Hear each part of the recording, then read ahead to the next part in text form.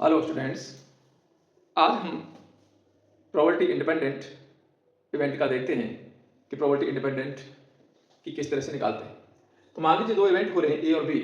अगर एक इवेंट का दूसरे इवेंट पर कोई फर्क नहीं पड़ता है तो ए और बी कैसे हैं, इंडिपेंडेंट इवेंट है। अब इसको वैसे कैसे समझेंगे, अगर हम प्रोबेबिलिटी निकालें ए इंटरसेक्शन बी का और वो probability of A into probability of B के इक्वल आ जाए, तब ए और बी इंडिपेंडेंट इवेंट होंगे। तब ए और बी कैसे होंगे, आर इंडिपेंडेंट इवेंट होंगे। अगर इंडिपेंडेंट इवेंट हैं तब आपका probability A intersection B probability A into probability B के इक्वल होगा। अगर इंडिपेंडेंट नहीं है तो ये इक्वल नहीं होगा। अब हमने कुछ कंडीशनल प्रोबेबिलिटी के फॉर्मूले पढ़े थे कि प्रोबेबिलिटी ए का निकालना है, बी पहले हो चुका है, ये इवेंट पहले हो चुका है और ए का निकालना है। तो हमने निकाला था probability of A intersection B upon probability of B. Probability of B निकालना है, ए पहले हो चुका है, तो कैसे निकालता, probability of A intersection B upon probability of A. ये भी हम यूज करेंगे।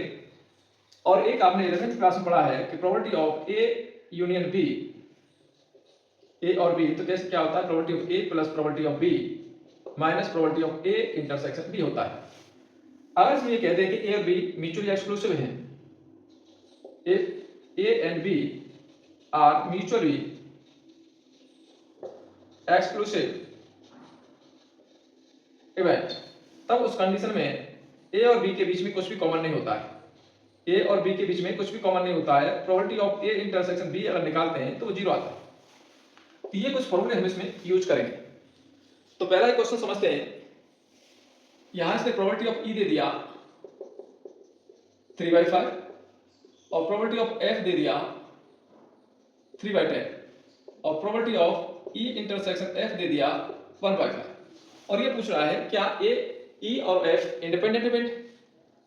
तो हम क्या देखेंगे, इन दोनों का जो कॉमन है, इन दोनों के अलग अलग प्रोबेबिलिटी के प्रोडक्ट के बराबर आना चाहिए। तो probability of E into probability of F निकालेंगे तो ये क्या 3/5 इंटू 3/10, तो ये हो गया 9/50। और जबकि probability of E intersection F है आपका 1/5, तो इससे आपको दिख रहा है कि probability of E intersection F is not equal to probability of E into probability of F। अब ये इक्वल नहीं है तो E and F are not independent event, तो ये इंडिपेंडेंट इवेंट नहीं। तो इस तरह से हम चेक कर लेंगे, अगर इक्वल आता है तो इंडिपेंडेंट इवेंट है, अगर इक्वल नहीं आता है तो इंडिपेंडेंट इवेंट नहीं है। और इस पर बेस कुछ क्वेश्चन देखते हैं, एनसीईआरटी के बढ़िया क्वेश्चन देखते हैं जो आने लायक हैं आपके बोर्ड में।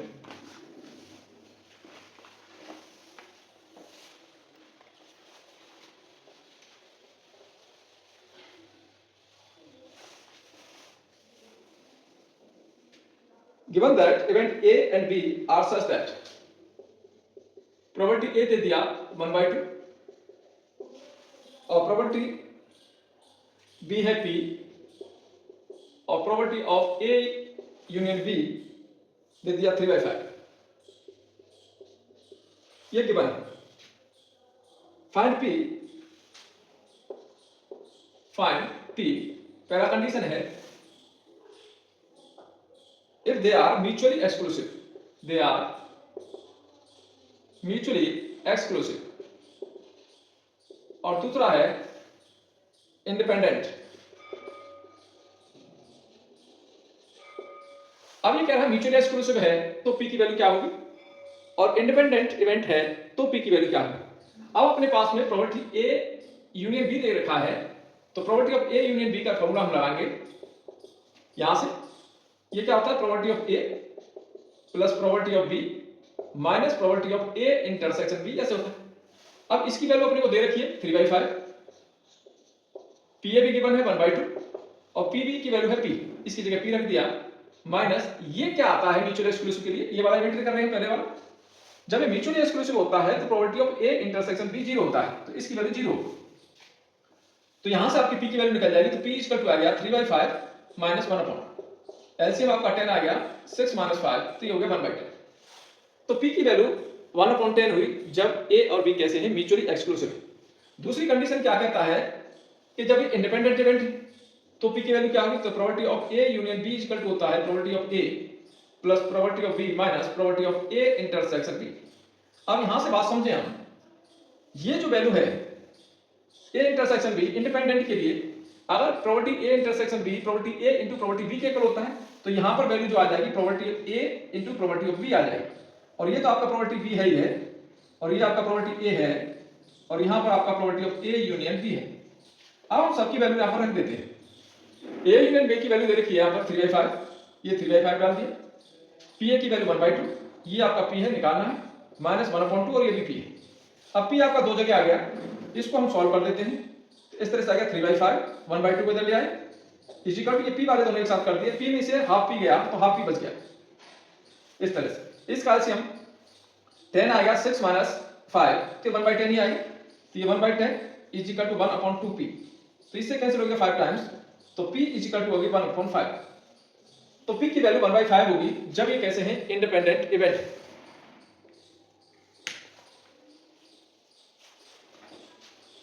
इसमें से क्वेश्चन आपके बोर्ड में बनता ही बनता है, तो इस एक्सरसाइज को कर ले, ज्यादा कुछ बड़ा नहीं, छोटा क्वेश्चन बनता है इसमें से, ज्यादा बड़ा क्वेश्चन तो नहीं बनता है।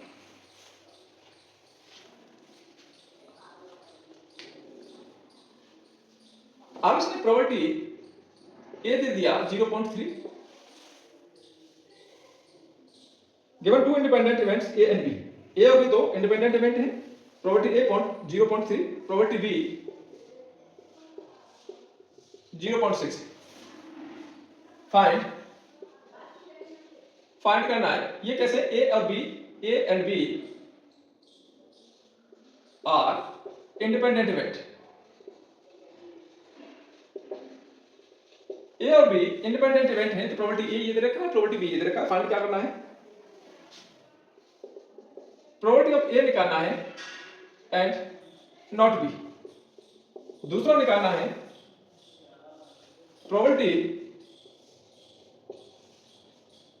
neither A nor B। Probability A intersection B भी निकालना है, प्रोबेबिलिटी A यूनियन B भी निकालना है, ये तो आप निकाल दो, कोई दिक्कत ही नहीं। अब probability A and not B, इसका मतलब हो गया probability of A and not B। इसको हम कैसे लिख सकते हैं, प्रोबेबिलिटी ऑफ A में से माइनस कर देंगे probability of A intersection B।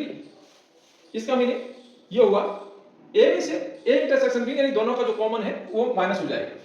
अब ए अपने को दे रखा, अभी इंडिपेंडेंट इवेंट है, तो प्रोबेबिलिटी ऑफ ए माइनस, इसको हम क्या ले सकते हैं, probability of A into probability of B ले सकते हैं। क्यों, क्योंकि ये इंडिपेंडेंट इवेंट है।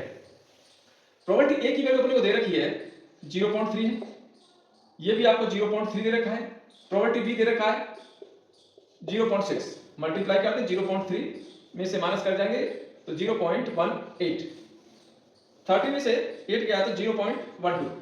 अब ये बच गया आपके पास में probability of A and not be, probability of A and not be. ये उल्टा भी कर सकते हैं, अगर ये ऐसे पूछता कि probability of A not and B, तो क्या करते, तो बी में से माइनस होता probability of A intersection B.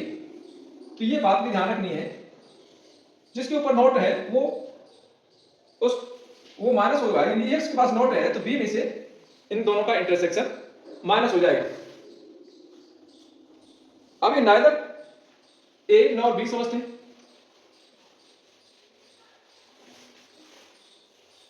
A and B are independent event, probability A दे रखा है, प्रोबेबिलिटी ऑफ ए नॉट निकालेंगे तो 1 माइनस पी ए हो जाएगा, तो 1 में से 0.3 माइनस कर दें तो ये जाएगा 0.7।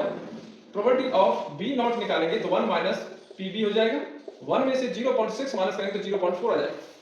अब ये कह रहा है प्रोबेबिलिटी निकालनी है neither A nor B, neither A nor B, ऐसा भी कह सकते हैं probability not A and not be, probability not A and not be भी कह सकते हैं, नाइदर ए और नॉर बी। तो इसको हम ये क्या कर रहा है कि ए और बी इंडिपेंडेंट इवेंट हैं, तो यहां पर नॉट के साथ भी अलग अलग हम इस तरह से ले सकते हैं, इस तरह से ले सकते हैं, या आप इसको इस तरह से ले सकते हैं। एक तरीका तो आपका ये हो गया, इस तरह से इसको लिख सकते हैं। दूसरा तरीका आपका जैसे हो सकता है नाइदर ए नॉर बी, तो probability of A union B का नॉट, पूरे का नॉट, इस तरह से। ये डी मॉर्गन्स लॉ लग गया, नाइदर ए नॉर बी, तो ये इंटरसेक्शन है, अलग अलग डैश है, तो यूनियन में एक साथ डैश आ जाता है। अब इसको कैसे सॉल्व करेंगे, ये हो जाएगा 1 minus probability of A union B, A not निकालना है यूनियन बी का तो 1 में से माइनस कर देते। अब इसको कैसे लिखेंगे, 1 minus probability A union B को आप जानते हैं probability of A plus probability of B minus probability of A intersection B, इस तरह से। तो 1 माइनस प्रोबेबिलिटी ऑफ ए दे रखा है 0.3 प्लस 0.6 minus probability of A intersection B हमने निकाल देते। तो ये क्या probability A into probability B के इक्वल होगा, ये probability A into probability B के इक्वल होगा। क्यों होगा, क्योंकि ये इंडिपेंडेंट इवेंट है। तो यहाँ प्रोबेबिलिटी ए 0.3 इंटू 0.6 इस तरह से 1 माइनस ये दोनों मिला के 0.9 हो गई और एक पॉइंट आपका 18 कम हो गया, 90 में से 18 गया तो 80 72 0.72 और 1 में से 0.72 गया तो 0.28 तो 0.28। तो इस तरह से हम नाइदर ए नॉर बी भी निकाल सकते हैं, हम यहां से भी निकाल सकते थे सीधे सीधे। ए नॉट हमने निकाल लिया है 0.7, बी नॉट हमने निकाल लिया 0.4, दोनों का मल्टीप्लाई 0.28। तो यहां से भी निकल जाएगा, ऐसे भी निकल जाएगा।